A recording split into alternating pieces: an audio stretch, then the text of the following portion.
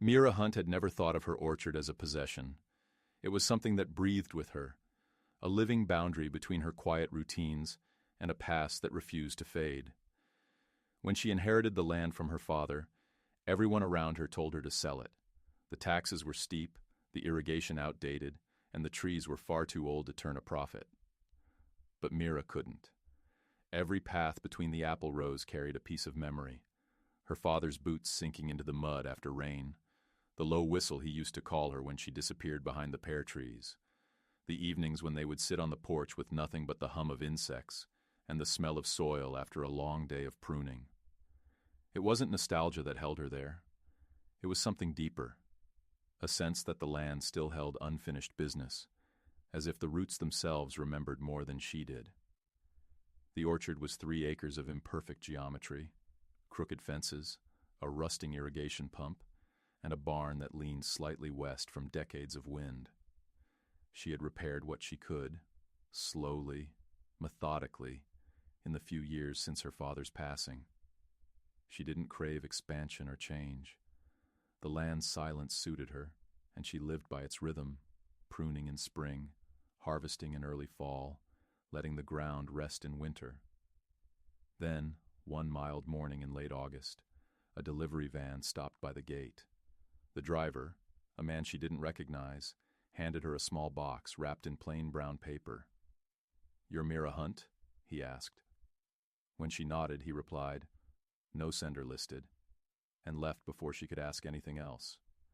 Inside, beneath a layer of newspaper, she found an old VHS tape and a handwritten note in slanted black ink. "It's starting again. Watch the line on the southwest edge." The message was absurdly cryptic, but the handwriting felt disturbingly familiar. Neat, deliberate, the way her father used to write when he made labels for jars of preserved fruit. She hadn't seen a VHS in years, yet that night curiosity got the better of her. She borrowed a player from the library's donation shelf, plugged it into her old TV, and pressed play. For several minutes, there was only static. Then an image flickered. The orchard, her orchard, but younger, greener, as if filmed decades ago. The camera panned slowly across the trees until it stopped at a particular stretch of fence, the southwest border. A low male voice, almost a whisper, said, "Keep it marked, even if the land shifts." Then the screen went black. She rewound it 3 times, thinking it must have been some forgotten recording of her father's.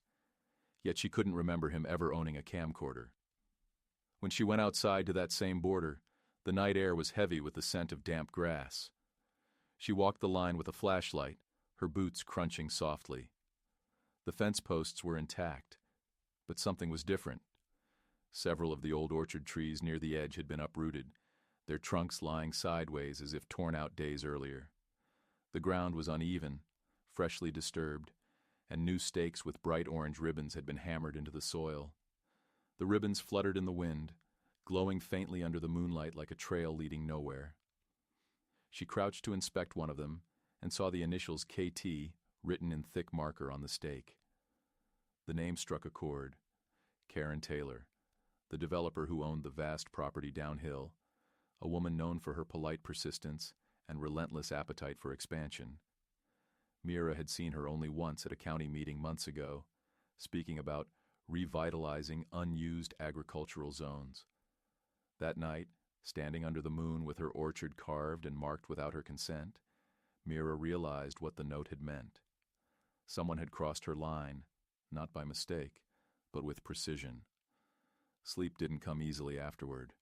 The quiet of the orchard no longer comforted her. It pressed against her like a held breath.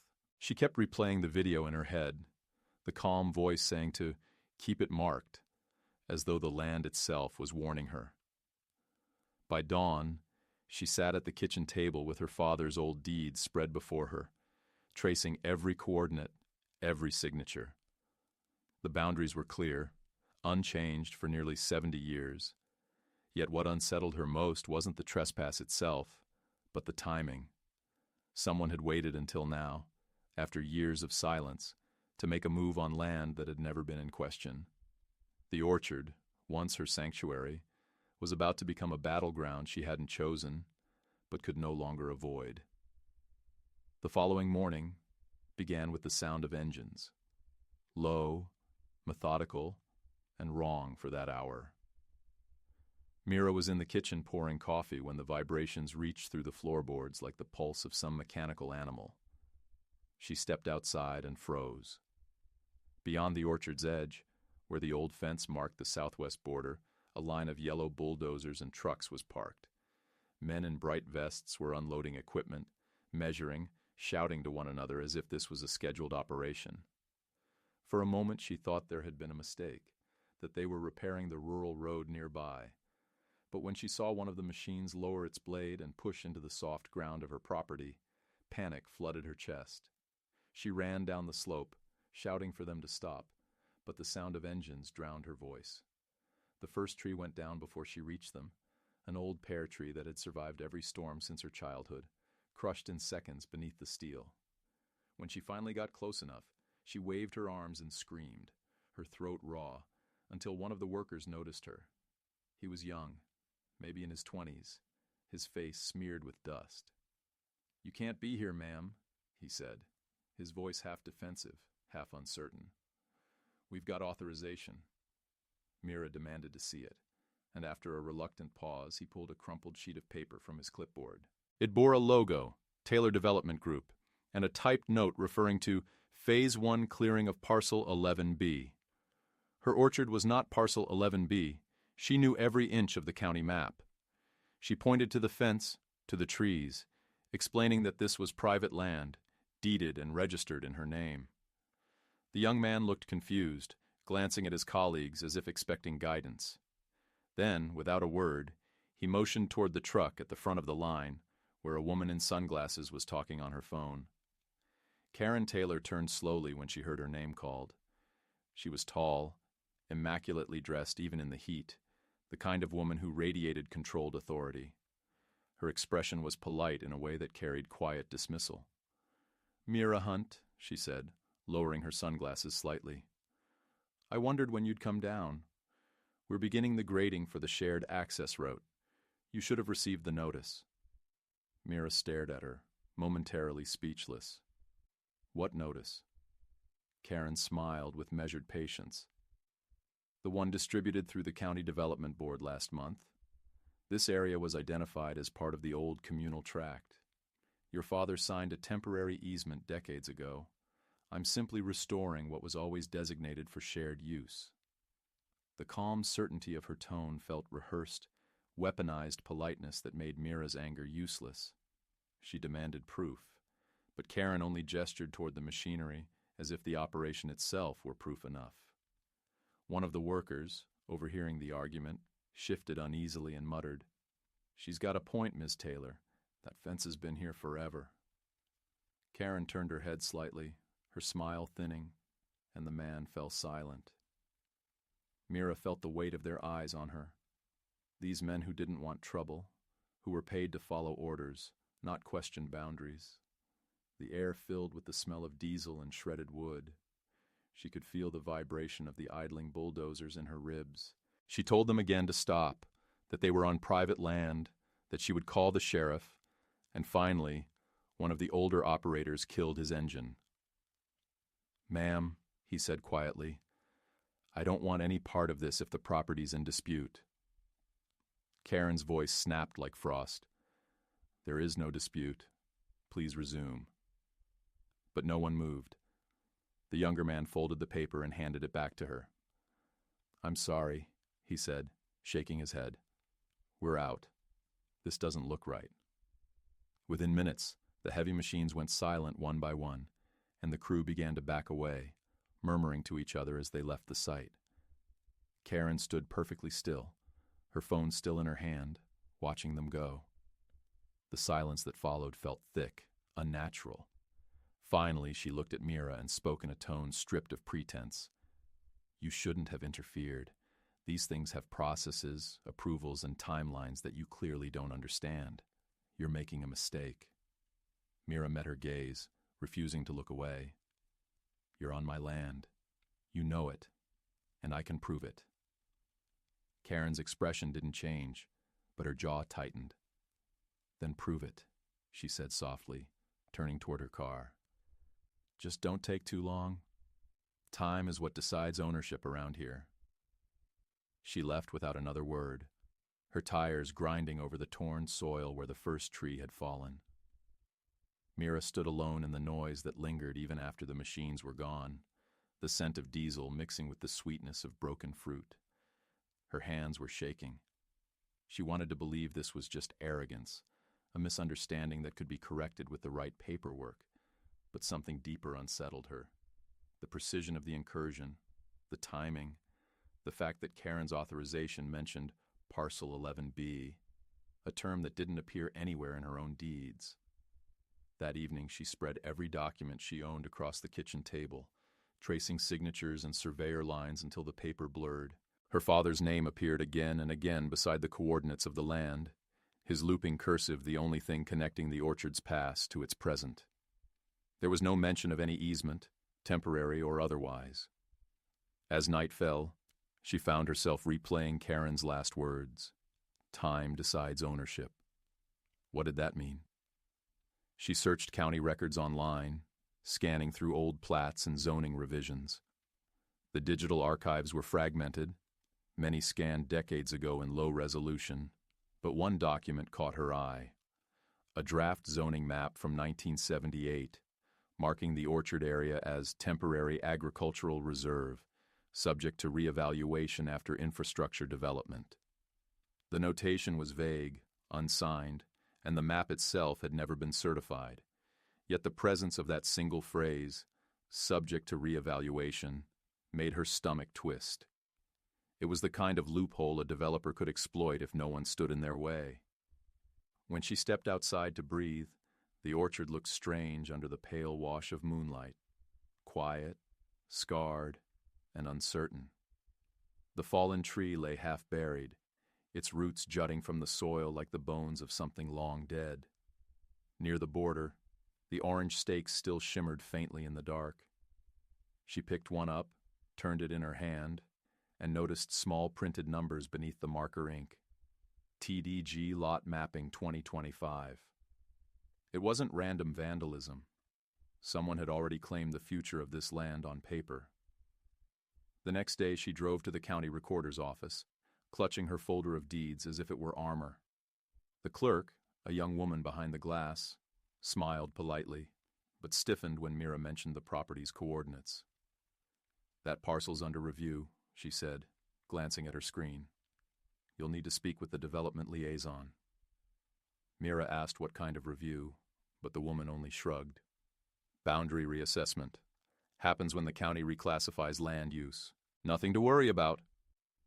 But there was worry, enough to make Mira's voice tremble as she asked who had initiated the reassessment. The clerk hesitated, then quietly slid a note across the counter. "Taylor Development Group. Application pending." On her way home, Mira passed the orchard road again. The machinery was gone, but new survey flags dotted the hillside, bright red instead of orange. The line they formed wasn't the old fence. It cut deeper, slicing through the heart of her orchard. She pulled over and stared at them for a long time, the wind moving the flags in slow, synchronized waves, as if the land itself was being rewritten while she watched. For the first time since inheriting the orchard, she felt genuinely afraid, not of losing property or trees, but of losing the invisible certainty that comes from knowing where your world begins and where it ends. 2 days later, the sound returned. Not the deep growl of bulldozers this time, but something smaller and more insidious. The whirring buzz of drones circling above the orchard. Mira stepped out of the barn, wiping dirt from her hands, and looked up. There were 3 of them, moving in slow, coordinated arcs, their rotors flashing silver in the morning sun. She could hear the faint click of their cameras. The sight filled her with the same unease she used to feel as a child, when she sensed a storm coming before the sky darkened. She watched them for several minutes, realizing they weren't wandering but scanning, mapping. Each time she moved, one adjusted its angle. It was not curiosity. It was surveillance. When she drove toward the edge of the property, the machines drifted higher and then vanished over the ridge. Later that afternoon, a black SUV appeared at the same spot where the bulldozers had stood. 3 people stepped out, dressed not like construction workers but like consultants, pressed shirts, sunglasses, and calm, efficient expressions. One of them, a man with a tablet, approached her fence and raised his hand in greeting. "Ms. Hunt, good morning. We're here for an environmental evaluation related to the redevelopment project." She asked what project, and he smiled as if she had made a joke. "The South Creek Restoration Initiative. You should have received the county memo." Mira kept her tone even, though her pulse quickened. "You're trespassing. There's no restoration project on my land." The man gestured toward the orchard. "We're not touching your land, ma'am. Just assessing adjacent zones. Boundaries in this area are under technical review." He began unpacking a drone case while another placed small sensors in the ground. Mira stepped forward and told them to leave. The woman among them, who had remained silent until then, finally spoke. "We're contractors working under federal guidelines. Interfering could be considered obstruction." She said it calmly, as if reading a line from a manual, but her words chilled Mira more than a threat would have. Something about their detachment felt deliberate, a calculated form of intimidation cloaked in professionalism. When she reached for her phone, they gathered their equipment without protest, leaving as quietly as they had arrived. That night, she walked the perimeter again, unable to shake the feeling that she was being measured in increments she didn't understand. The orchard, usually so familiar, looked alien under her flashlight. She found one of the small sensors left behind, a cylindrical device half buried near the roots of an old apple tree, blinking faintly red.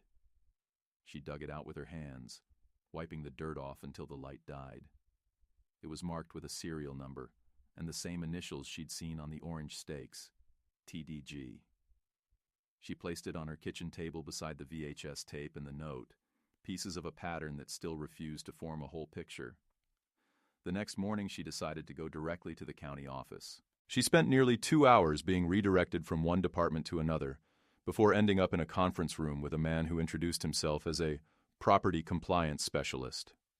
He wore the look of someone who handled other people's panic for a living. "Ms. Hunt," he said with practiced sympathy, "there seems to be some confusion regarding parcel classification. Your land lies in a transitional zone pending reassignment." Mira demanded to know who had ordered that reassignment. The man hesitated, tapped a few keys, and replied, "The application came from Taylor Development Group, referencing documentation from 1979, but those files are incomplete. It's likely a clerical carryover. These things happen." When she insisted the county revoke the application, he leaned back in his chair and folded his hands. "Even if it's an error, once an assessment begins, it has to run its course. You'll get an official review date within 90 days. Until then, all related activity is considered provisional." His tone was mild, but his words carried a quiet finality that made Mira's stomach knot. 90 days was plenty of time for someone like Karen Taylor to change everything on the ground. On her way out of the building, she caught sight of Karen in the lobby, dressed as if for a photo shoot, speaking with 2 county officials. They didn't notice Mira at first, and she might have walked past if not for the way Karen's voice rose on the last word of her sentence, smooth, persuasive, dripping with confidence. "It's about restoring order to what was neglected." When their eyes met, Karen smiled as though greeting an old friend. "Mira," she said pleasantly, "I'm glad you're here. I was just clarifying a few things about our shared boundary. You'll be pleased to know the county agrees it's a historical oversight. Everything will be handled properly." Mira wanted to ask what properly meant, but she saw the silent approval in the officials' faces and knew it wouldn't matter. She left without another word. That evening, the orchard felt heavier, the air thicker. She spent hours sorting through her father's old files again, searching for anything that might prove Karen's claims false. At the bottom of a box marked Surveys, she found a folder with faded blueprints, hand-drawn boundary sketches, and a letter dated 1951. It was addressed to her grandfather from the State Agricultural Bureau, acknowledging receipt of land transfer documents and referencing temporary joint access for soil management. That phrase, temporary joint access, made her chest tighten. It wasn't an easement, but it was close enough that someone determined could twist it into one. As if summoned by her realization, headlights cut through her window. A car idled outside her gate. She turned off the kitchen light and watched from the shadows. It was the same black SUV. One figure stepped out, walked to the fence, and placed something on the post before driving away. When the taillights disappeared, she went out with a flashlight and found a sealed envelope pinned beneath a rock. Inside was a printed notice with the Taylor Development logo. Formal notification of boundary inquiry, pending verification. The language was dense but unmistakable. It authorized limited entry for inspection within 48 hours. No signature, no contact name, only a stamped seal. Mira spent the rest of the night drafting a letter to the county, attaching scanned copies of her deed and the original transfer letter from 1951. She wrote until her hands ached, until dawn lit the edges of the orchard. She felt no sense of victory, only exhaustion. When she stepped outside for air, she noticed a new detail. The ground near the western fence had been disturbed again. Shallow trenches, as if something had been buried and then unearthed. Near one of them lay a small metal tag engraved with numbers and the letters TDG-SC. She pocketed it and stared at the horizon, where the faint hum of machinery was already beginning again in the distance. The escalation was no longer theoretical. It was physical, creeping closer each day. Karen no longer needed confrontation. She had learned to let the system do the heavy lifting. Every visit, every letter, every official stamp chipped away at the fragile certainty of Mira's ownership. It wasn't open theft. It was erosion by bureaucracy. The orchard that had once defined her family's roots was being dismantled in silence, tree by tree, document by document, until even the boundaries themselves might forget where they truly belonged. By the end of that week, exhaustion had settled into Mira's body like a slow fever. The orchard no longer felt like her refuge. It felt like something waiting to be taken apart. Each day brought a new layer of intrusion. Letters slipped under her door, survey ribbons multiplying overnight, tire marks pressed into the soft earth. She stopped counting how many times she tried calling the county office. Her emails were answered with polite delays, and her requests for inspection were pending administrative review. It was as if the bureaucracy itself had learned to absorb resistance and turn it into silence. The air around the orchard felt thick with watchfulness. One night, when she stepped outside, she saw faint red dots glimmering in the distance. Laser levels, sweeping across the fields like slow mechanical fireflies. Someone was mapping again, this time from beyond the fence line, where the orchard blurred into the neighboring ridge. It struck her that the project wasn't about her land alone. It was about something larger, a pattern that had already been drawn long before she understood she was standing inside it. Unable to sleep, she drove the next morning to the county's records archive, an old brick building that smelled of dust and glue, where the public could request access to historical land documentation. The clerk, an older man with kind eyes and the tired patience of someone who had seen too many hopeless cases, listened as she explained her situation. When she mentioned the parcel number and the 1951 letter, his brows drew together. "That's an odd classification," he murmured. "Temporary agricultural designations were phased out decades ago." He disappeared into the stacks and returned 15 minutes later with a thick folder wrapped in brittle string. "You didn't hear this from me," he said quietly, sliding it toward her. "But this parcel has a duplicate listing. Same coordinates, different owner of record." The words made her breath hitch.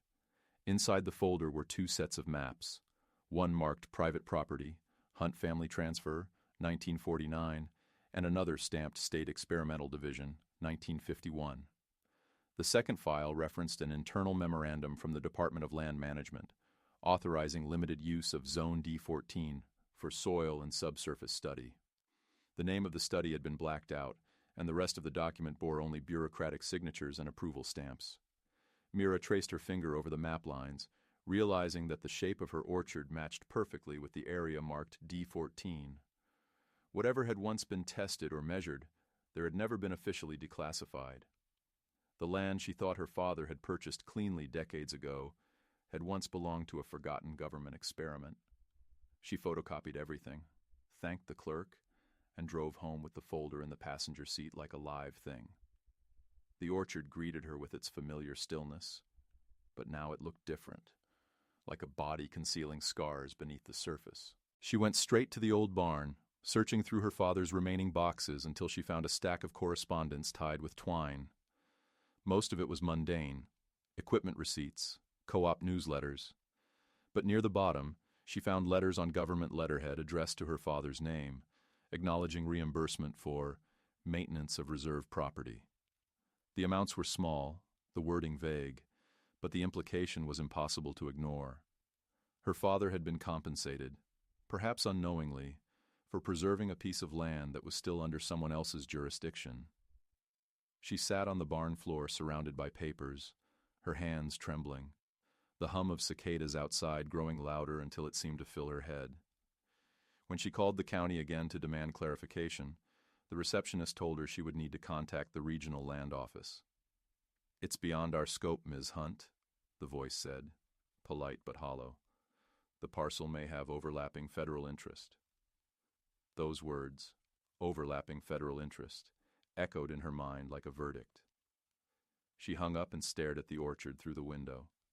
The trees swayed in the wind, their branches creaking softly, and she imagined them whispering to each other, holding secrets that even the soil refused to release. The next day, she received an unexpected call from a man who introduced himself as Tom Bennett, a land use attorney from 2 counties over. "I was referred to you by the clerk," he said. "He mentioned you're dealing with a boundary dispute involving Taylor Development Group." His voice was calm, but carried an edge of curiosity. She hesitated, wary of strangers now, but agreed to meet. They sat at a small diner off the highway, the kind of place where the hum of the fridge masked private conversation. Tom arrived with a leather briefcase and a notepad already filled with scribbles. After listening to her account, he asked to see the photocopies. His expression darkened as he read. "This isn't a simple zoning issue," he said finally. "If your father's land was once classified under a government project, the title transfer might have procedural gaps. Developers love that kind of thing. It lets them exploit ambiguity while appearing legitimate. Taylor's claim probably hinges on proving the land was never fully released from Federal Reserve status." Mira frowned. "But my father paid taxes for 50 years. How could it still be in limbo?" Tom gave a tired smile. "Because paying taxes isn't proof of ownership. It's proof of occupation. Bureaucracy doesn't care about fairness. It cares about signatures that match its own logic." For the first time, Mira felt the scale of what she was facing. It wasn't just Karen Taylor's greed or a county clerk's negligence. It was the slow machinery of forgotten paperwork grinding through time, reawakening to devour what it once abandoned. Tom offered to help her file a preservation injunction to halt development until the ownership was resolved. They spent hours drafting the petition, attaching copies of every document she had gathered. When she returned home that evening, a strange quiet had fallen over the orchard, the kind that makes even familiar sounds feel intrusive. She stood at the edge of the property, listening. Somewhere beyond the trees, a metallic clang echoed faintly. She followed the sound until she reached the far corner near the dried creek bed. The ground there had been disturbed again. Fresh tire marks, a rectangular patch of soil leveled flat.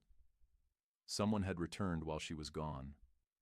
In the center of the cleared patch lay a small metal sign staked into the earth, bearing the Taylor Development logo and the words "Proposed Utility Corridor, Pending Approval."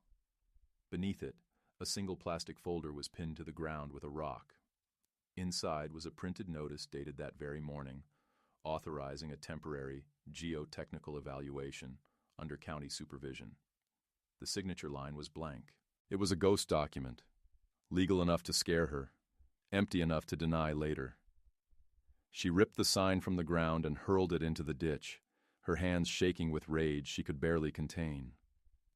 That night, unable to rest, she returned to the VHS tape that had started it all. She played it again, this time pausing at the faint static between frames. For a split second, she noticed something she hadn't before, a shadow moving across the edge of the screen, near the fence line, and a voice in the background, not her father's, saying something she couldn't quite catch. She rewound and slowed it down. The words were muffled, distorted by time, but she could almost make out the phrase, "Don't let them dig past the markers." The realization hit her with a chill that spread through her entire body. Whoever had made that tape had known what lay beneath the orchard long before she was born. The next morning, she called Tom again and told him what she had found. He listened silently, then said, "If there's anything buried there tied to federal records, it could explain why Taylor's so desperate to reclaim it. You need to be careful. Don't confront them directly until we have an official injunction." But careful was no longer possible. Every day that passed, the orchard was being redrawn by unseen hands. She walked through it at dusk, touching the bark of each surviving tree like greeting old friends before a battle. The air smelled faintly of iron, and the ground seemed to hum beneath her boots. In that moment, she understood something her father must have known, that the land had its own history, and ownership was only ever temporary. Yet the thought of surrendering it felt like betrayal, not just of her family, but of something older that had chosen to remain buried. When night fell, she stood by the fence and looked toward the horizon. The red survey lights had returned, blinking steadily in the dark. Behind them, she could see faint headlights weaving through the distant hills. She couldn't tell whether they belonged to Karen's crew, county inspectors, or something else entirely. All she knew was that the line between her property and the world beyond was no longer visible. The orchard that once marked her belonging had become the center of a quiet war, one fought not with violence or trespassers shouting orders, but with paperwork, silence, and secrets written in the soil long before she ever called it home. The injunction Tom filed bought Mira a temporary pause, but the quiet that followed wasn't peace. It was a silence that carried pressure, the kind that comes before a storm breaks. For several days, there was no sign of Karen Taylor, no trucks, no surveyors, nothing but the occasional rumble of distant machinery echoing from the valley below. The county office stopped responding to her calls altogether, and when she tried to check the status of her petition online, the portal claimed the case number did not exist. It was as if the entire process had vanished into a bureaucratic void. Mira drove to the courthouse herself, clutching copies of the stamped filing receipt, and demanded to see someone from the clerk's department. After an hour of waiting, a young man appeared, scrolling through his tablet. "Ma'am," he said politely, "we don't have any record of that injunction being processed. Are you sure it was filed here?" She handed him the paper, and his expression faltered for a brief moment before he forced a smile. "I see. It must still be pending intake. Sometimes there are delays." When she pressed further, his tone shifted slightly, more guarded. "I'd advise you to be patient. These matters tend to resolve themselves once the proper channels review them." He said it as if reading from a script, avoiding her eyes, and she understood then that patience was exactly what her opponents were counting on. On her way back, she passed the old service road that curved around the orchard's western slope. It should have been empty, but halfway along she noticed a line of fresh stakes driven into the ground, each with small electronic tags attached. She stopped the truck, stepped out, and followed the markers. They led her to a low trench running parallel to the property line, filled with cables and plastic conduits that hadn't been there the week before. The cables disappeared into a manhole covered with a temporary steel plate stamped with the same initials, TDG. She crouched beside it, brushing the dirt from her palms, and felt a deep vibration through the metal, faint but steady, as if something beneath the ground was alive. It was then she realized the geotechnical evaluation had never stopped. They hadn't needed to bring heavy machinery. They were working from underground. That night, she met Tom in his office, a cluttered room above a hardware store that smelled of old paper and coffee. He looked tired, his tie loosened, the sleeves of his shirt rolled up. She showed him the photos she had taken of the trench and the manhole. He rubbed his temples and muttered, "They're building a conduit route. Probably utilities or fiber lines, but if they're doing it under your property without a confirmed easement, that's illegal." Mira exhaled, her frustration spilling out. "Then stop them. File something. Get the sheriff involved." Tom sighed. "The problem is, they'll claim it's a public infrastructure upgrade. Once that happens, no local authority will interfere. If they tie it to state funding, the land could be considered part of the improvement zone, at least temporarily." He leaned back, studying her. "You said your father received reimbursements for maintenance, right? That might be the hook they're using. The county can argue your land was functionally public property for decades."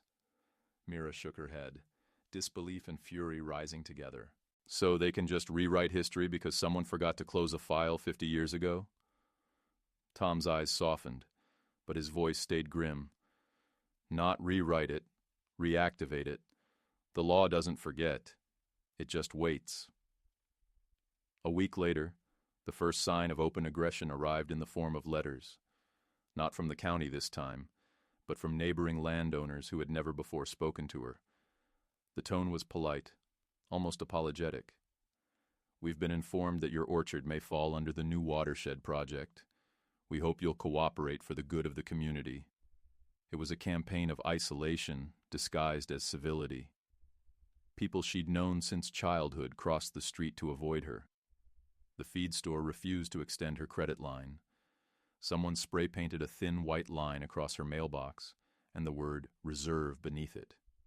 At night, lights flickered on the ridge, and faint mechanical sounds drifted through the air. Once she found her front gate open at dawn, though she was certain she had locked it.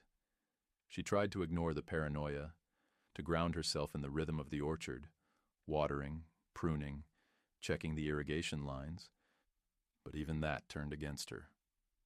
One afternoon, the water pressure dropped to a trickle. When she followed the line to the main valve near the road, she found it cut clean through, replaced by a locked metal junction box labeled Taylor Infrastructure Division. It was positioned just outside her fence, technically on county land, but close enough to choke her supply. The symbolism was cruelly elegant. They were cutting off the orchard's lifeline while pretending to obey the law. Mira called the utility company, demanding an explanation, but they claimed no record of such installation. "Must be a subcontractor," the operator said cheerfully, before transferring her to another department that never answered. When Tom heard about it, he drove out to see the site himself. He walked the perimeter, his expression hardening. "They're daring you to react," he said quietly. "If you damage that box, they'll file a complaint for vandalism. If you touch the trench, they'll call it obstruction. They've boxed you in, Mira." She looked at the dying leaves of the nearest tree, yellowing prematurely under the heat, and felt something inside her snap. "Then maybe they're the ones who need to be scared," she said. That night, a storm rolled in from the west. The first real rain of the season pounded against the roof, turning the orchard into a sea of mud. Mira stood under the porch, watching as the wind bent the trees, their branches thrashing like desperate arms. Somewhere beyond the orchard, lightning illuminated the ridge, and for a moment she saw movement. Figures near the trench, their silhouettes stark against the flash. She grabbed a flashlight and waded through the waterlogged grass, her boots sinking deep. When she reached the edge, she saw two men crouched by the steel plate, working quickly under a tarp. They froze when the beam of her light found them. One of them raised a hand, shouting something she couldn't hear over the rain. She kept walking until she was close enough to see their faces, half hidden under hoods. "You're trespassing," she yelled. The taller one straightened, his expression unreadable. "We're performing maintenance," he said flatly. "Authorized by county order." "Then show me," she demanded. He hesitated, then pointed toward the road. "The paperwork's in the truck. You can check it yourself." But when she looked in that direction, there was no truck, only the faint gleam of headlights fading down the hill. When she turned back, they were gone, the tarp flapping in the wind where they had been. By morning, the rain had stopped, leaving the orchard sodden and scarred. The steel plate was still there, but the cables that had once run beneath it were gone, replaced by fresh soil and gravel. In their place, a small concrete post jutted from the ground with a barcode tag embedded in its surface. It looked official, permanent, final. She scanned it with her phone out of sheer curiosity, and a web page appeared with a single line of text. South Creek Corridor, active maintenance zone. There was no contact information, no explanation, only the silent confirmation that her land had already been absorbed into something larger than her. That afternoon, Tom called with bad news. The injunction had been denied on procedural grounds. Some missing document, a technicality he couldn't trace. "They're faster than us," he said bitterly. "They must have filed a counterclaim claiming joint jurisdiction before our petition reached the docket." Mira listened in silence, her eyes fixed on the orchard through the window. The wind was calm now, almost too calm, and the remaining trees swayed gently as if resigned. The orchard had always been her inheritance, her anchor, but now it felt like a message she couldn't decipher, written by hands that had long since vanished. Somewhere deep beneath the soil, lines were being drawn, both literal and invisible, and she understood that what Karen and her allies wanted wasn't just the land itself. It was the silence that came after everything living on it had been stripped away. The morning of the hearing dawned gray and airless, as though the sky itself refused to take sides. Mira arrived early, carrying a single folder clutched tightly in her hands.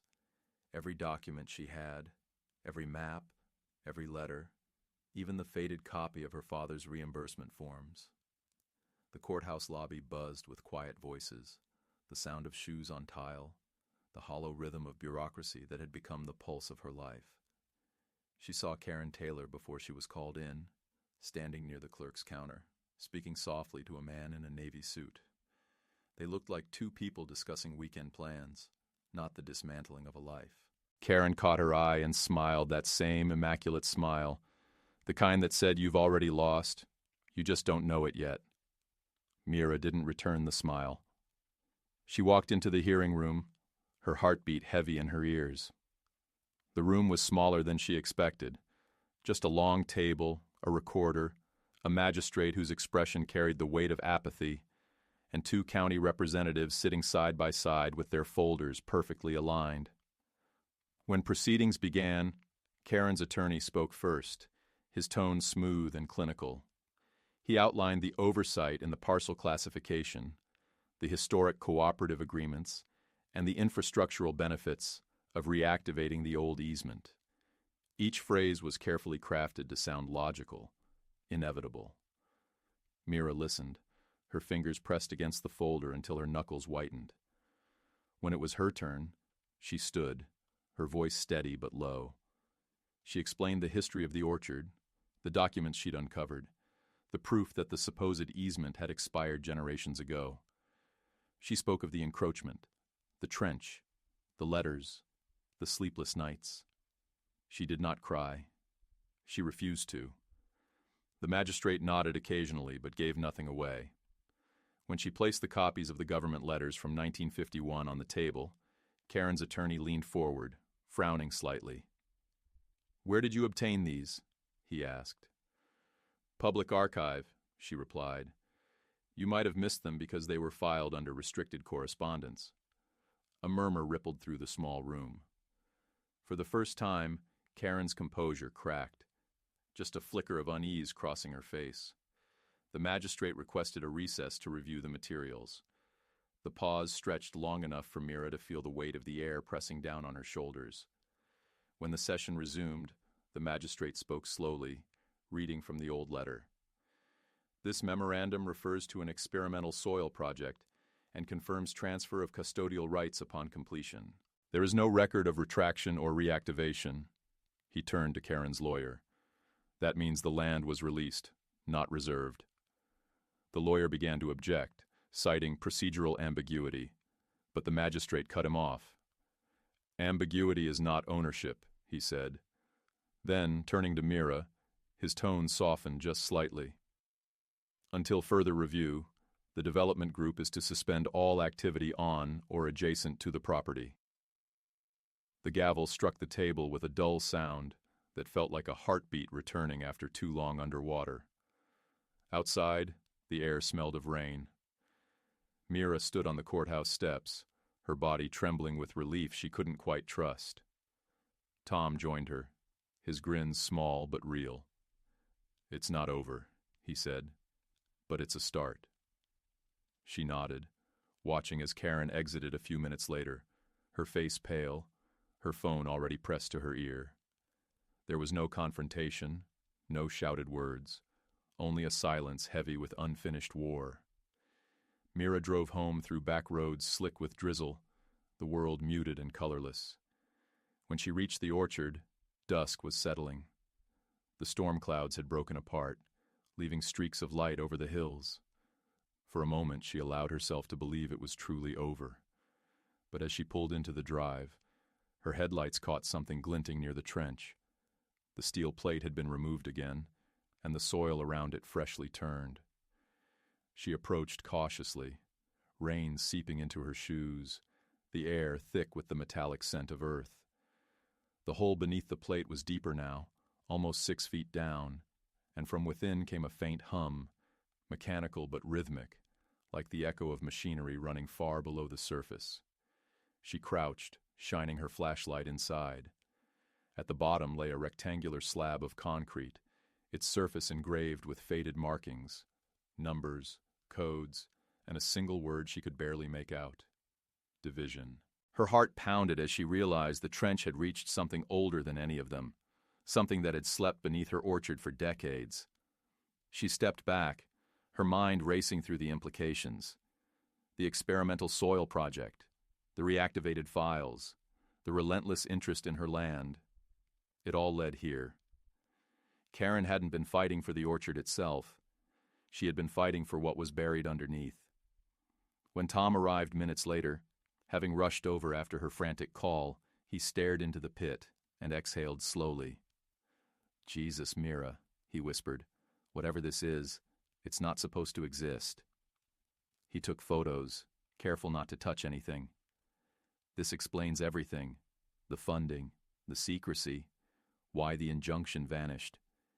If this structure's government property, then Taylor's trying to force a federal acquisition to seize it. Mira looked at him, her voice barely above a whisper. "Can they still take it?" He hesitated before answering. "Not if we make it public." The next day, the story broke, not through news channels or viral clips, but through official filings. Tom submitted a disclosure report to the Department of Land Management, attaching the photographic evidence of the buried installation and copies of the archived letters. Once filed, it became part of the public record, beyond erasure. Within 48 hours, a federal audit was ordered, halting every operation connected to Taylor Development Group. Karen's empire didn't crumble dramatically. It unraveled quietly, her investors withdrawing one by one, her permits suspended pending investigation. Mira watched it all unfold from the distance of her orchard, where the hum beneath the soil had finally gone silent. On the third morning after the filing, she stood at the edge of the pit as the sun rose, turning the wet ground to gold. The air was clean, heavy with the smell of earth and rain. The orchard was wounded but still standing, its trees bent yet alive. She thought of her father then, of his stubbornness, of the quiet pride in his eyes whenever he looked at this land. For the first time in months, she felt the same thing, a fragile, cautious peace. The buried concrete slab remained, sealed again under layers of soil, its secrets safe, at least for now. Ownership, she realized, was never absolute. It was borrowed, like breath. But there was a difference between borrowing and surrendering. As she walked back toward the house, the wind moved gently through the branches, carrying with it the faintest scent of blossoms that hadn't yet bloomed, a promise that the orchard, like her, would endure. Weeks passed before the noise of the outside world finally receded, leaving behind a stillness Mira hadn't felt in years. The orchard, bruised and scarred, began to heal in its own quiet rhythm. Grass pushed through the tire tracks, the trenches softened under rain, and the smell of damp soil returned to something familiar and safe. The federal audit concluded with a brief public statement that revealed nothing of what lay beneath her land, only that unauthorized excavation and reclassification activities had been halted. Karen Taylor's company dissolved soon after, swallowed by lawsuits and silent withdrawals, her name fading from the county records as efficiently as it had once dominated them. No one came to the orchard anymore. The drones stopped flying, the survey markers disappeared, and the mailbox filled only with the kind of mail that belonged to ordinary life. The silence, once threatening, became a form of grace. Mira spent her mornings walking the property line, tracing each fence post, each uneven turn of earth, as though relearning the shape of her own existence. She replanted a few trees where the ground had been disturbed most deeply, choosing young saplings that might one day outlive every name attached to a deed. Sometimes, when she dug too deep, her shovel struck stone, and she felt a faint vibration beneath the surface, a hum that might have been memory or machinery. It no longer mattered which. The orchard no longer asked her to defend it. It only asked her to remain. Tom visited once, bringing paperwork that confirmed the land was fully restored to private ownership. He stayed for coffee, his presence quiet, respectful. "You could sell now," he said gently. "You'd get more than enough to start anywhere else." She smiled at that, not mockingly but with a kind of weary amusement. "If I leave," she said, "it all starts over somewhere else. I'd rather stay where I understand the ghosts." He didn't argue. When he left, she stood by the gate, watching his car disappear down the road until the dust settled back into the earth. As autumn came, the trees began to turn, gold and red against the wide sky. The hum beneath the soil was gone, or perhaps she had simply stopped hearing it. One evening, she walked to the edge of the property where the old fence met the slope and set a single stone marker into the ground, smooth and gray, carved only with her family's name. It wasn't a monument, only a reminder that some lines are meant to stay visible even when the world forgets them. The sun dipped low, brushing the orchard in amber light, and she felt, for the first time in a long while, that the land was breathing with her again. The orchard would outlast her, as it had outlasted every claim and every trespass. It had survived being measured, sold, and buried, and now, in its silence, it had finally returned to being what it always was, a place that belonged to itself.